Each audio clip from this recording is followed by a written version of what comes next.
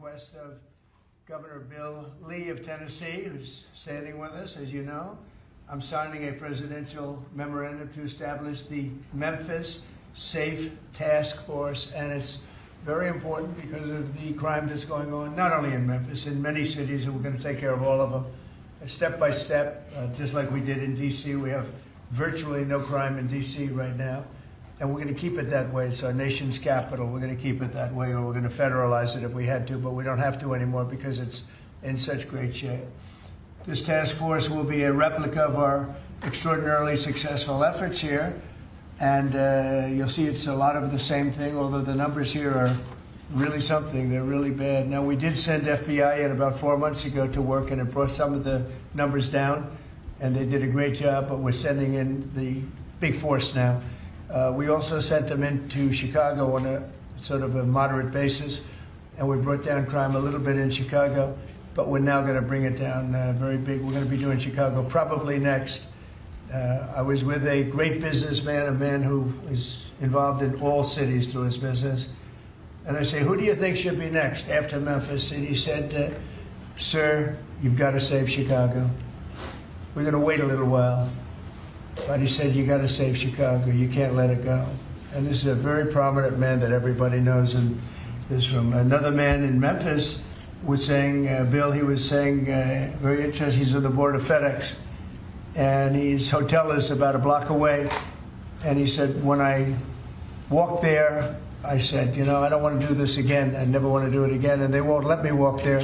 They take them in armored vehicles. They take the board members of FedEx in armored vehicles like a block away to the hotel. This shouldn't be the U.S. This shouldn't be the United States of America. The task force will be a replica, as I said, and it's going to be, I think, equally successful. This is a tremendous success we've had in Washington, I can tell you, and everyone knows it. And people in the White House that work here and other people that I know are calling me and thanking me. They're going out to dinners. They're doing things that they haven't done in years. The effort will include the National Guard as well as the FBI, ATF, DEA, ICE, Homeland Security investigations, and the U.S. Marshals, and more along the prosecutors. We're going to have DOJ led by U.S. Attorney for the Western District of Tennessee, who is here or not here? Who's that person here? Not here. That person is going to be very busy. So we're going to have U.S. Attorney for the Western District of Tennessee, and most importantly, Pam Bondi's here. She's heading it up, and she's doing an unbelievable job in every respect beyond this. So also worked with some of the members of the team right here on D.C., and we're very proud of that effort. We essentially had the crime down to a very low rate in 12 days, and within another 10 days after that, it was so incredible. And it continues at that level, and we're going to continue. We have to because it's our capital. This team will deploy the full powers of federal law enforcement agencies and enforcement generally to restore public safety and get dangerous career criminals off of our streets. We're going to get them off. In 2024, Memphis had the highest violent crime rate, the highest property crime rate, and the third highest murder rate of any city in the nation. Other than that, they're doing quite well, thank you. A person is 4 times more likely to be murdered in Memphis, Tennessee today than in Mexico City. It's been, and you know Mexico City is not a cakewalk. It's been overrun with carjackings, robberies, shootings, and killings. There were 249 murders, 429 rapes, 5,616 burglaries, and 12,522 violent assaults in just the last little while in 2024 and in pieces of 2025, where it's actually gotten worse until recently when we sent the FBI down to see what the hell is going on. Last month, a vicious thug carjacked an elderly woman parked at the movie theater, dragged her out of the car, and body slammed her into the pavement, where she is still trying to recover. Probably won't be successful. So we're not going to allow this kind of savagery to destroy our society anymore. We're stopping it. We're doing it one by one, time, but we want to go quickly. We don't want to lose Chicago. We're going to lose Chicago. We're going to lose places like you go to St. Louis St. Louis, we're going to lose St. Louis. We're not going to lose. We want to save these places. You're going to lose them. It was the way the man said it. He was a very high-quality man. I said, "Who would you do next?" He said, "Sir, do Chicago." You don't want to lose Chicago. We're not going to lose Chicago. So we're going to have to go very big, and we're going to go probably, we're thinking about it for next Pam. We're going to hold it off. We're going to do some of the smaller ones. And the truth is, our people are so good. Gaddy, you're doing a great job wherever you may be. We're doing so good that I don't think we need too much practice, right? But we got to go and save our big cities, our great cities. Chicago's a great city, and we're going to make it great again very soon. And I think we can do that.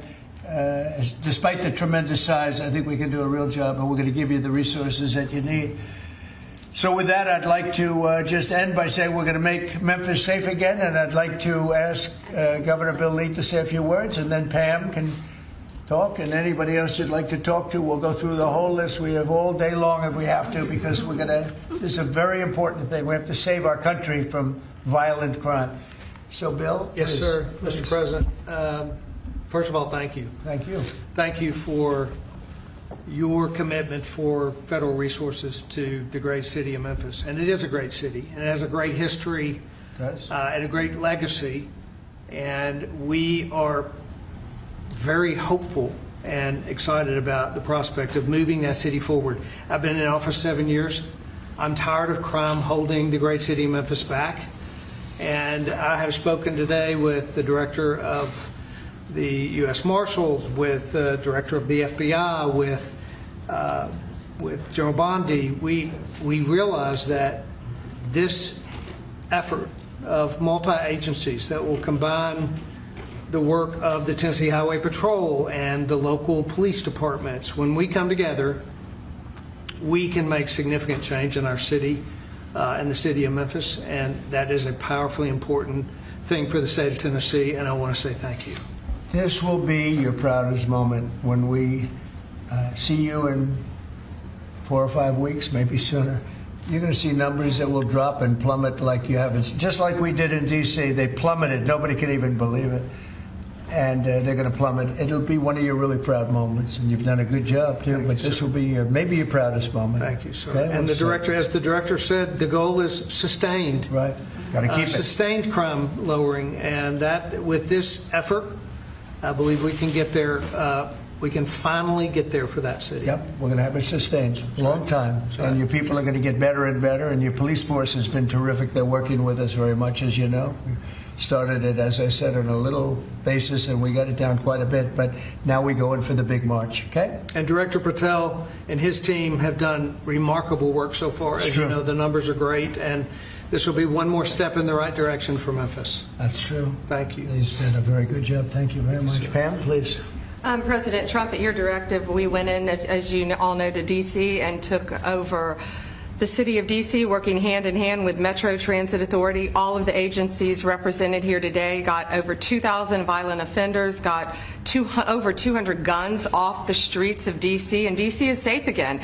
And now, Governor, working with you and working with our 2 U.S. senators and all of our agencies working hand in hand, we're going to do everything we can to make Memphis safe again. That was President Trump's directive to us, and it's easy to do when you're working with such great leaders. And Secretary Noem, you have been instrumental in this, and Director Patel has already been into Memphis and gotten so many violent offenders and guns off the street, and that's what started it.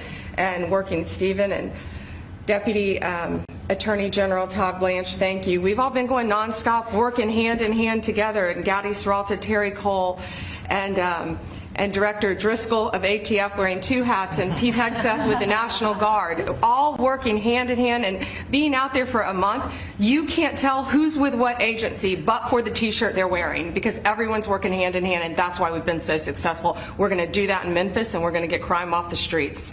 That's great. Thank you, Pam. Great Thanks, job. President. Christy, go ahead. Mr. President, Memphis has a high number of trafficking, significant human traffickers, child exploitation, drug trafficking. The local gangs there are extremely dangerous, and I'm so excited that you're going in there to work with not just the governor and willing local leaders, but also our Attorney General and all the leaders that are standing here today to help protect our children. So what's going to change dramatically is the families' lives that live there, and it's only going to happen because of you, because you're coming in. What has started there, you're going to put on steroids. The networks that you're going to uncover across this country, because of the work that's going to happen in Memphis, we're going to see every city get safer, because we're going to see those ties to other criminals that we're going to get out of the country. So we're a nation of laws. And sir, thank you for caring about every single city. Thank you, Christy. Really nice. And what makes it to me so exciting is the success we had here so quickly. And, you know, we've taken close to 1,500 people out of D.C., but when I saw the result happen so quickly, and so many people are so thankful, and people that you pass them every day and they're fine, all of a sudden they're thanking me so profusely. It was so exciting what's happened, and continues to be what happened in D.C., and so that's what makes this, I think, even more exciting, because we know what's going to happen. We know we have the people. Look, we're sending in a lot of help. And these cities have been taken over for years, and the last 4 years under Biden, what's happened is just a disgrace. So it really has, what the success we've had here has made it to me much more exciting, because I think we're going to have proportionally. I mean, you have cases where it's even worse. I have some people, we have some people quoted today that we took out of papers. We're so grateful for the National Guard coming, said an owner of a Memphis tax service. It's so dangerous here. It's so darn dangerous that you can't get out of your car. If you get out of your car, he says, you get robbed, you get mugged, you get hit. You can't go to the market or a service station. So, yeah, I want to see crime stop, and I want to see the National Guard come in right away if that's what's necessary. There's a need. Here's another one from a director of a Memphis-based crime prevention organization. There's a need for more boots on the ground. You have to get them done fast before we totally lose it. They're going to lose it all. I got 2 guns put in my face, said another, within 5 minutes at 2 different locations. He said, I got a gun put in my face. Then I went someplace else, had another gun put in my face. I was scared. It never happened to me. I've never seen anything like it. Here's another one. I honestly thought he was going to kill me, said a 60-year-old Memphis carjacking victim. A man walked up, give me your car. You got 5 seconds to get out or you're dead. This is what we have in this page after page of the same kind of thing. Cash, would you say a few words, please? Thank you, Mr. President. Thanks to your brilliant foresight, you had asked us to go in quietly into these cities to help set the landscape, to work with the interagency, and to make America safe again. And we've done that under the FBI's banner program of Operation Summer Heat. And the results are only as good as the prosecutions. And because the Attorney General and the Deputy Attorney General have mobilized DOJ to successfully prosecute so many violent criminals, we have set the landscape for the interagency to come into Memphis and really make it safe permanently. As the governor and the senators and the other directors were saying, it's not a short-term mission, but thanks to you launching us early, launching us quietly, not looking for the credit, Mr. President, we greatly appreciate your support and the advanced foresight you had in doing that. It's so exciting, and somebody had to do this. A president should have stepped up long ago and saved these cities. So it's not that I wanted to do it, believe me. Somebody had to do it, and we're doing it in a big way. Excellent. Pete, could you say a few words? Yes, Mr. President. You know, from day one, the DOW, the Department of War. I'm glad you made that correct. Corrected for you, sir. Has been proud to stand with our partners across the interagency, whether it's the southwest border, whether it was Los Angeles getting ahead of that, whether it's right here in Washington, D.C., where Secretary Driscoll and the Army and the National Guard have taken the lead in helping across all of these great folks to secure the city. We are very proud to be here, to stand strong alongside law enforcement. We're glad that Memphis is the place to go. The volunteer state, we're not going to have any problems with the Tennessee National Guard being willing to go in and stand strong in Memphis, sir. Not at all. And get ready, because you'll be doing a lot of other places that are almost as troubled.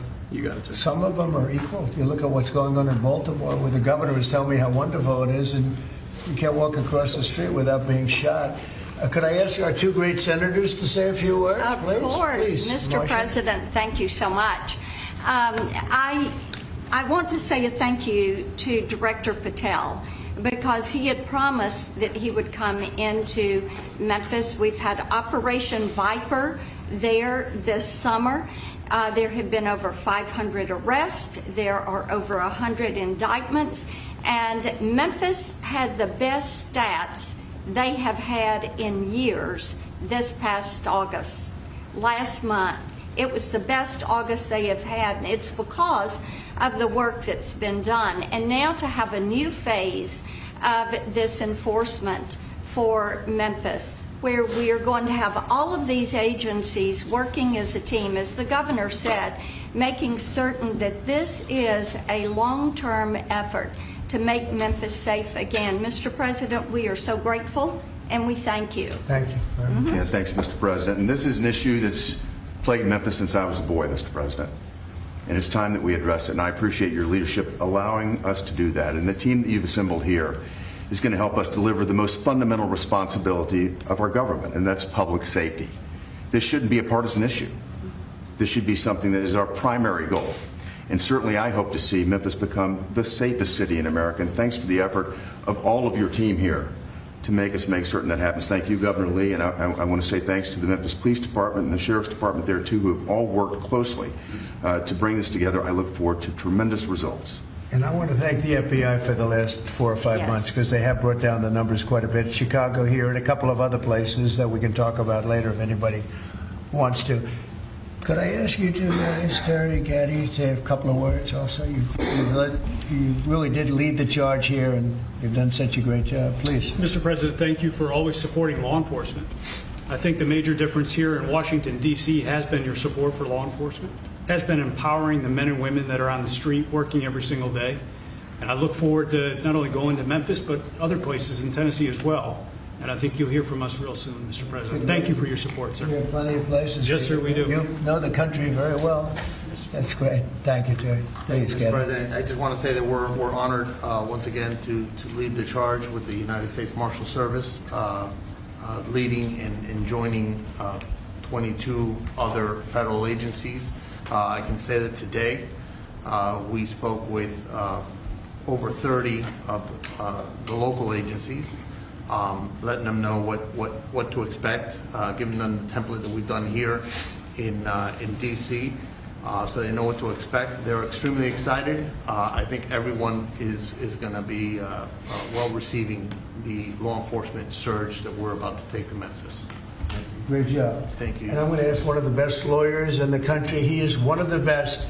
Todd, say a few words, please. He is a great lawyer. Thank you, Mr. President. Yeah, look, I think it's been said for the past 15 minutes, the president ran on making this country safe again, and we do not make this country safe again unless we go into our cities where there's the most violent among us and go street by street and block by block and arrest the men and women in this country that are destroying cities and communities for the rest of us. And so what we plan on doing, as the governor said and the senator just said, this has been a problem in Memphis for a long time. We plan on delivering Memphis back to the citizens that are there to raise their families, to go to church, to be in their communities. That's our goal, and that's what we plan on doing, whether it takes 2 weeks or 2 years. That's what we're going to do. Thanks, Todd. The great Stephen Miller, please say a few words. Thank you, Mr. President. The same emotion you do on television. That's hard to do. I think that's going to be hard to do. President Trump's initiative here in Washington, D.C., is important to understand, is the most successful anti-crime initiative in American history. I mean, just think about it for a second. In 30 days, President Trump put together a team that saw the largest ever violent crime reduction in any city in American history, something that people had not been able to do in 40 years. That is a momentous achievement. And now the president is going to take that same model to Memphis, and as he said, more cities after that. The team that President has put together has no equal today or anywhere in American history. I think what's happening here is that what the president has done is made clear.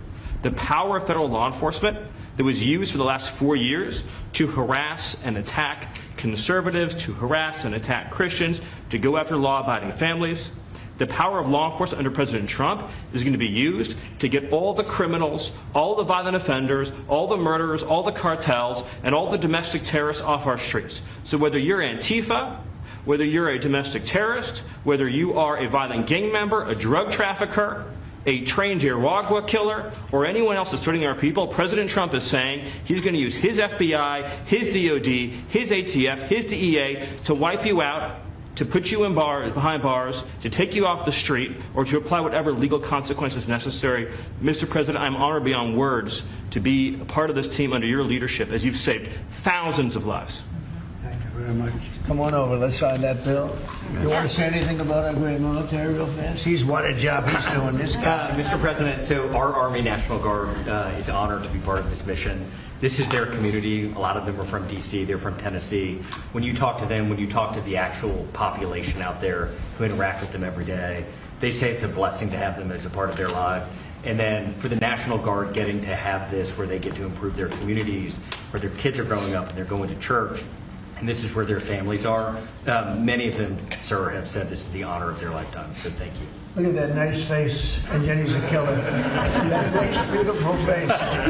He's a total killer. I don't know how you do it, huh? Doing a great job. Everybody here is doing a fantastic job. All right, here we go.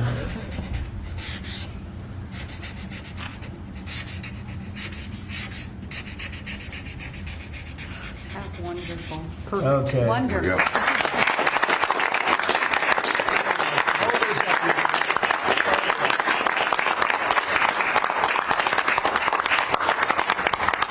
Okay. Thank you, Do you have sir. any? Thank you very much. Thank you. Thank you very much. Mr. President. No, thank you very much. Great job. Any questions, please? Brian? Yeah, Brian. First of all, you've got to. Did they take down the blue tent? Yes, sir. Last time he hit me with a blue tent and nobody knew what he was talking about. We found out, right? Found out, and it was gone the next day, and they had a lot of. That was not so easy. They had, that's a violent, radical left group. Okay, go ahead. I got peppered with a lot of comments for doing that. They still have their First Amendment right, though. They're still out there protesting. Well, You've got an amazing team behind you. You've done an awesome job for D.C. I want to get ahead of a story that I think might come out. You pushed out an email earlier today really showing dozens and dozens of local media in Memphis highlighting all of the violent crime in that city. So they have no problem reporting the crime, but when you show up to solve it, they're going to run around town looking for that one person that says, we don't want Donald Trump in our city. What can you say to the media there in Memphis, Tennessee, to help let them know the people want you there in their city? Well, I'm not sure they found that person, because I saw them doing some interviews, and it looked like they were looking, but they were very, in fact, that producer, that person, I think they lost their jobs, because everybody was saying, we want Trump to be there, they want the people right here to be there. Look, it's very simple. In Chicago, they're getting beat to hell, they're being shot. If you lose 6 or 7 people die over a weekend, they consider that a successful weekend. And when you consider that a successful weekend, that's pretty bad. I had the president of Poland here a few days ago, and we had a news conference. Many of you were here. And I made the statement. I said, we're very happy to announce that it's been over 2 weeks since anybody's been killed in D.C. And he looked at me like, is that supposed to be good? He's looking like, what kind of a place is this? And now it's been a long time, but and as I was saying it, I said, I'm not sure if that sounds good to somebody. It sounded great to you, but it doesn't sound good to somebody from a country where they don't have violent crime like we have. But now it's a long time since that's happened. We went for years where at least one person was killed. Now you're not seeing it all. It's like the border. Millions of people a year ago, millions of people poured into our country. In the last 3 months, there have been 0, as reported by largely Democrats, actually.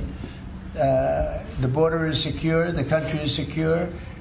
We've got the hottest country anywhere in the world. And I'll tell you, a year ago, we were a country in tremendous trouble, probably a dead country if it continued. So we're very happy about it. And so just, in terms of your question, people have never seen anything like what we're doing, and I think they're very happy, and they want us to be there. They don't want to be mugged. Who would say, gee, I don't want the National Guard? And you need that in terms of numbers. And also, you look at those guys, I looked at them, they're rough guys. They're, the Supreme Court voted recently on merit. We're a merit-based country again. I said they had tremendous courage to do that. We're a merit-based country again. When I looked at the people that were patrolling the streets for the National Guard and for others, I could see we're merit-based. They were rough-looking, they were tough-looking, and they love our country. So that's where we are, Brian. Thank you. Thank you very much. Yeah, please. Yes. Given with all the that's going on with Charlie Kirk's assassination and the left-wing, a lot of left-wing violence going on, do you have plans, and actually this is a great opportunity with all these, do you plan on designating Antifa finally a domestic terror organization? Well, it's something I would do, yeah. If I have support from the people back here, I think we'd start with Pam, I think. But I would, if you give me, I would do that 100%. And others also, by the way. But Antifa is terrible. Are there other groups that you can think of? There are other groups, yeah. There are other groups. We have some pretty radical groups, and they got away with murder. And also, I've been speaking to the Attorney General about bringing RICO against some of the people that you've been reading about that have been putting up millions and millions of dollars for agitation. These aren't protests. These are crimes, what they're doing, where they're throwing bricks at cars of ICE and Border Patrol. And they come in with a beautiful new car. They're so proud. It's Border Patrol, ICE, it's got whatever it is. And they're throwing rocks at it. And after 50 yards, it looks like an old beat-up vehicle. It was just brand new. It was just bought for the purposes. And they don't have to take that anymore. I let it be known. We'll take responsibility. They don't have to take it anymore. And they don't want to take it. They were told by a past administration, it became almost a culture, if somebody throws a rock at you, do nothing. If somebody spits in your face, do nothing. And I say, when they spit, you hit. Do whatever you want. You do whatever the hell you want. I watched it so sick it made me. For 4 years, I had to sit home and watch people screaming at policemen and spitting in their face, and they weren't able to do anything. They just had a grin and bear it. They're standing up like a piece of steel. And a woman, in many cases, women, you can see they're professional agitators. I had one the other night. I had 4 the other night, all in one group, total phonies. I started to scream when I got into a restaurant, something with Palestine.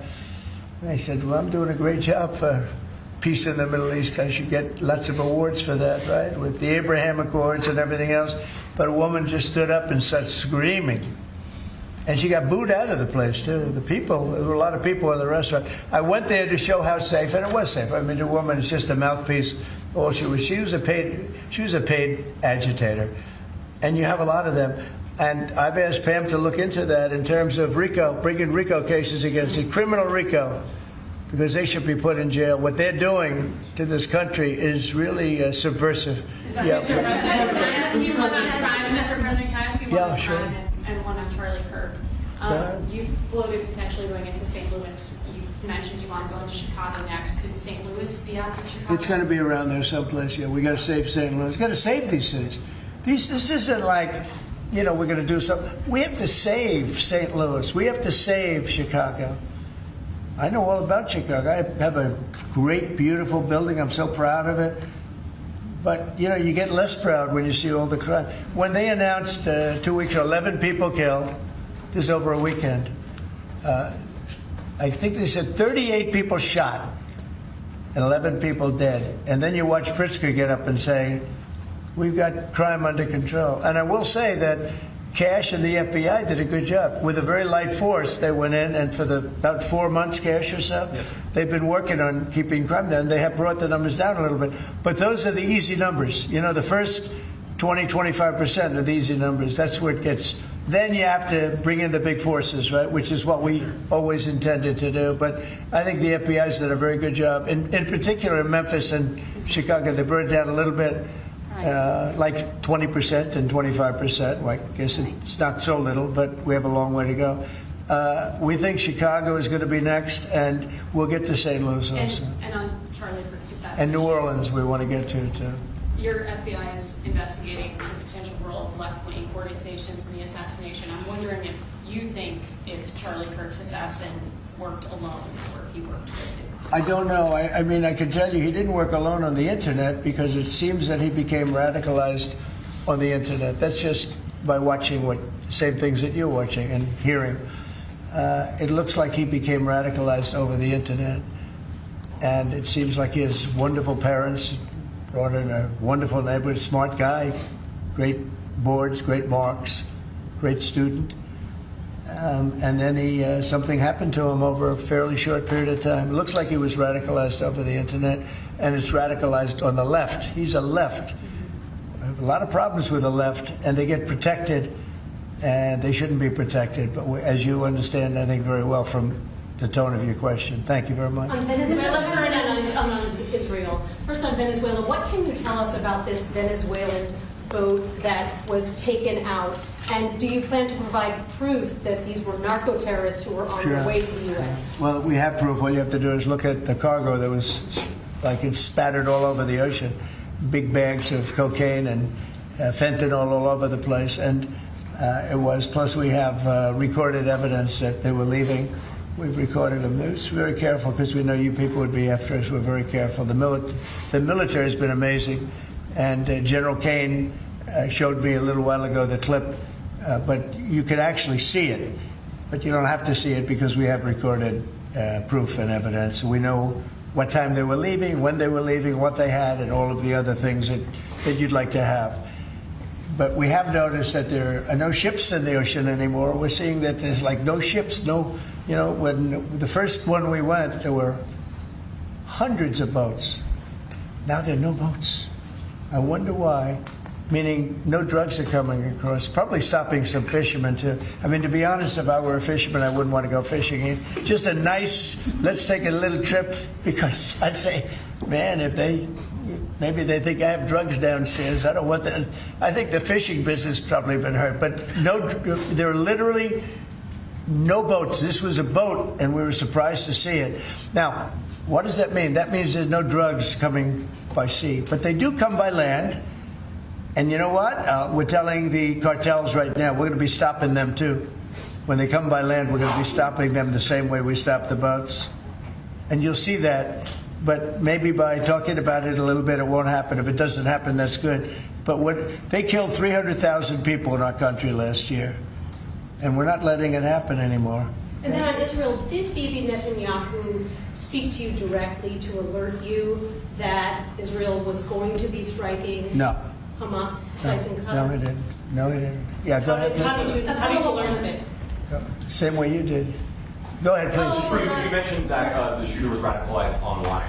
I think so. You know, by the way, when I say that, that's my opinion. I think he was radicalized online based on what they're saying. Do social media companies bear any responsibility for that? And how is that? I'm going to have to ask, I don't know, I'd ask Pam that question. I don't know if you or Todd could give an answer to that. Somebody has to bear some responsibility. You know, and President Trump, I've always told parents, you got to watch what your kids are doing on the internet, what they're doing online. What they're listening to, what they're reading. They're all online. They're all on their phones all the time. Parents have got to monitor that, because this starts when you're young. This starts when you're young, when you listen to these groups, when you watch these shows, and parents have got to just be vigilant. So sure, that's part of it, and they're meeting kids online who they think are kids, and they can be anywhere in the world and talking to them, and yeah, they are being radicalized. Mr. President, he went bad, and he just went bad very quickly in a sense, because he sort of led a very normal life, a life of, great education, schools, everything else. But somewhere along the line, something happened. Yeah, please. Thank you, Mr. President. How will you send the National Guard into Chicago without cooperation of the governor and the mayor? Well, if they do cooperate, that's good. If they don't, it's not going to matter to us at all. You know who wants to help us? Police department. They have no respect for the governor. They have no respect for the mayor. They respect us. And we found that in Washington. We haven't had total support in Washington from government, as you know, from everybody. I don't want to say the mayor because she was better than most, but we haven't had great, but we have had great support from the Metropolitan Police. They're like brothers of these people. They're really like brothers. You see that. They work together. And so if the governor wants to support, as I said to Bill, it's going to be his proudest moment. What he's going to do, the governor of Tennessee, what's going to happen with Memphis. In 3-4 weeks, we'll stand together and we'll say, look at this. The crime has almost disappeared, maybe completely disappeared. In Washington, they don't even know how to record it because it's down so much. They've never heard. I heard 87% is down. I said, really? Who are the 13%? Because it's more than that. It's actually more. Hard to believe, right? You're going to have the same results in Chicago. And we hope we have the governor's help, but if we don't, we're doing it without him. And I'm just curious, Mr. President, you had the framework that's been agreed to with TikTok, for example. Will China continue to have a stake in the company? Well, we haven't decided that, but it looks to me, and I'm speaking to President Xi on Friday for confirmation of that, and, frankly, more importantly, a big deal. And we've had very good meetings. As you know, we were in Europe, our people, Scott Bessent and Jameson Greer, and others. And it was a very big meeting with China. And, they're treating us with respect. We treat them with respect, too. But it was very successful. And on top of it, we have what could be a very good deal. Don't forget, I've had more people say, could you try and keep TikTok alive? I use TikTok. I mean, I have to admit it in the election, and look how I did with you. No Republicans come close. I blew everyone away. If you look back, not so long ago, Romney, he got like 7% of the youth. I got like 8 times that amount. I got tremendous numbers of youth. By the way, I want to say, Charlie helped me. And Charlie was the one, get on TikTok. He used to say to me, get on TikTok. Charlie was unbelievable. So probably, and I did. I had somebody named TikTok Jack. And he'd put that camera, he said, just a real quick statement, sir, like 10 seconds or less.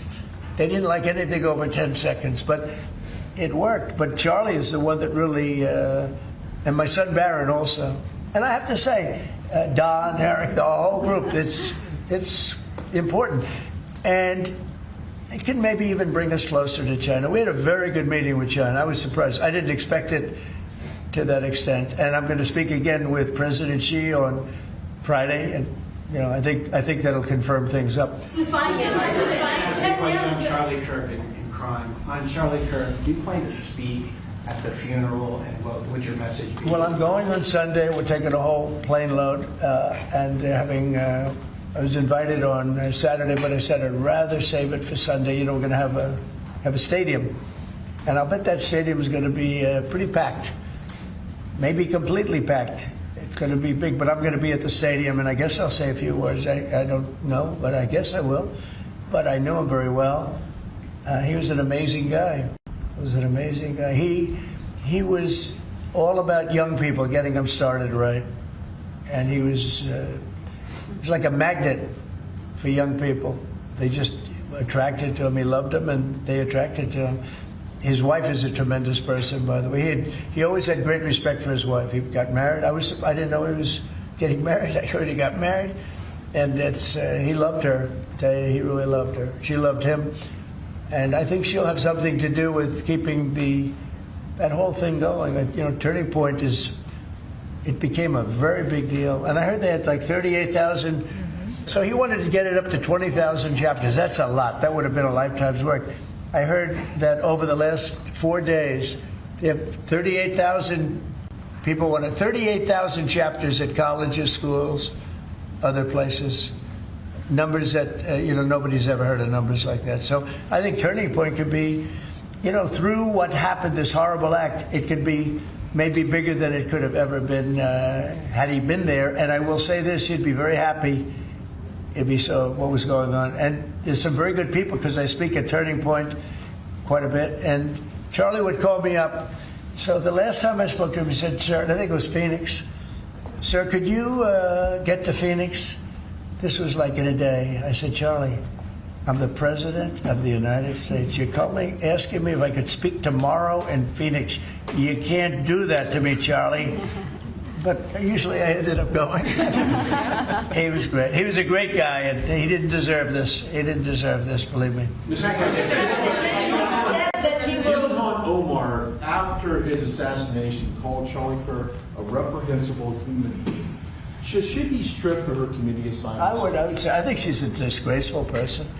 I think she's a disgraceful person, a loser. It's amazing the way people vote. I know it's people from her area, maybe of the world. I don't know. They got here and they vote her in. It's hard to believe, but I think she's a disgusting person. And one more question, if I could. A lot of these, in recent of these trans shooters that we've seen over the last couple incidents, This flag right here is up and down 14th Street. This is what would be a trans flag. A lot of people are very threatened by this flag. It means a lot of different negative things to people, violence. Would you be opposed to taking this flag down up and down the streets of D.C.? Well, I wouldn't be. Then they'll sue and they'll get freedom of speech stuff, so that'll happen. But I would have no problem with it. I will say, and Steve might just mention this, Todd, you might mention it too, because we're putting out an order. Freedom of speech means you can burn the American flag, which I think is horrible. But I noticed something over the last little while. As you do this, you start noticing things that you wouldn't normally think. It really causes unrest and violence when they burn American flag. So the American flag, I wanted anybody burns the American flag, go to jail based on freedom of speech, goes to jail immediately. But the freedom of speech protected them, right? And that's been argued a couple of times. And it's one of those things. But you know what? Hasn't been argued, and we're going to be arguing it, I think, very soon. And that's the violence. They incite violence. So I saw it just yesterday. They burned the American flag, and people that were there were fine. And all of a sudden, they're going crazy, and there's fist fights. It wasn't in Memphis either. But I will say, it incites violence. And I think you just do the exact same thing. Don't use freedom of speech. Use the incitement of violence. I mean, it's really, you had to see, these people were going at it. Yeah.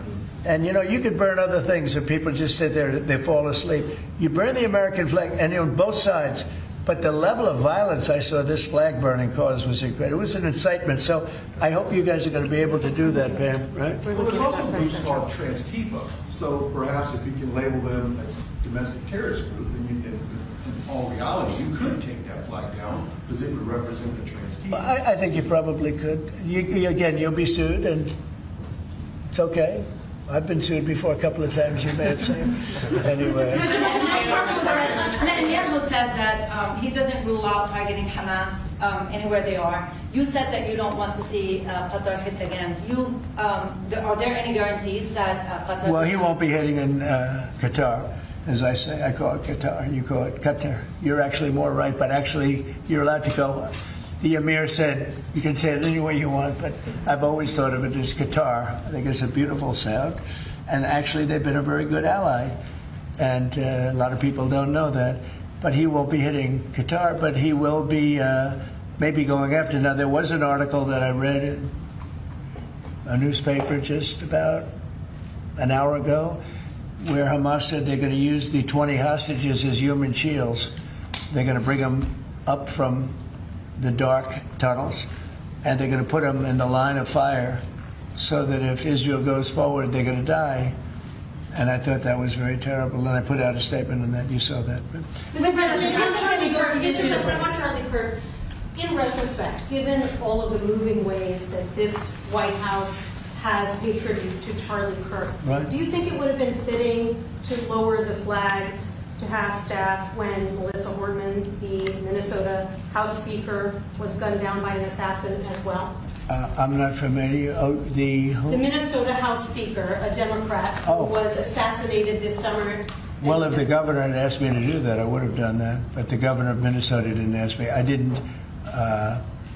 I wouldn't have thought of that, but I would have if somebody had asked me. People make requests for the lowering of flag, and oftentimes you have to say no because it would be a lot of lowering. The flag would never be up. Had the governor of Minnesota asked me to do that, I would have done that gladly. And given the killing of Melissa Hortman, the attack on Paul Pelosi, the attack on Gabby Giffords, the attack on the Pennsylvania governor's mansion, why make the case that violence is only on one side? It seems to be taking place. I didn't say it's on one side, but I say the radical left causes tremendous violence, and they seem to do it in a bigger way.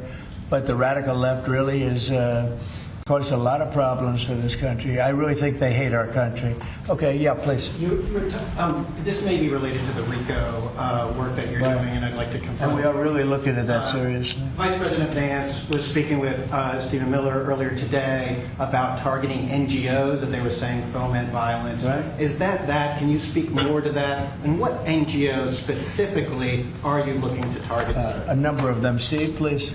Yeah, so I believe what you're referring to is there are these nonprofit entities that organize, as the President mentioned, attacks on ICE officers, attacks on Border Patrol agents, organized doxing campaigns, which are a violation of federal law.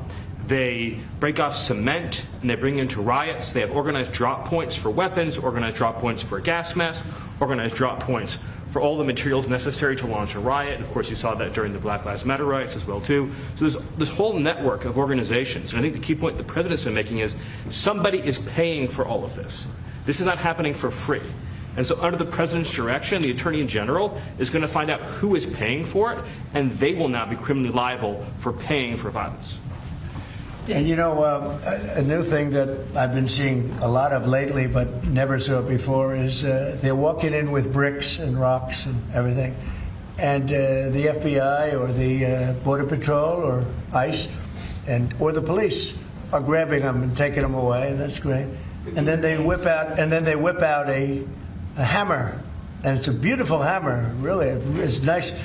You know, this is not a hammer somebody happens to have. These are serious hammers, beautiful, brand new hammers, and they start breaking up the concrete sidewalks and the granite curbs in many cases. Granite is hard to cut, you know, it's very hard stone, and they're banging away and handing out pieces of stone. So instead of having it in bags, they're banging the sidewalk, knocking that. You have to see what some of these sidewalks look like when they finish, and especially the curbs, because the granite curbs are very, very expensive, and they're great, and, you know, very hard. They are almost indestructible, but not when it gets pounded on for 20 minutes by some pretty strong guy. And then they hand out big chunks of stone so that people can throw them at the police and people can drop them off bridges into car windows. No, we have a long way to go, and we're going to make it all good. We're going to make it really safe. This country is going to be safe. We've got almost 3.5 years. Think of that, 3.5 years. It's a long time. It goes quickly. But at the end of that time, I hope one of the many things we can say is that we made our cities safe again. Thank you very much, everybody. Thank you. Thank you. Guys. Come on, team. Everyone. Thank you.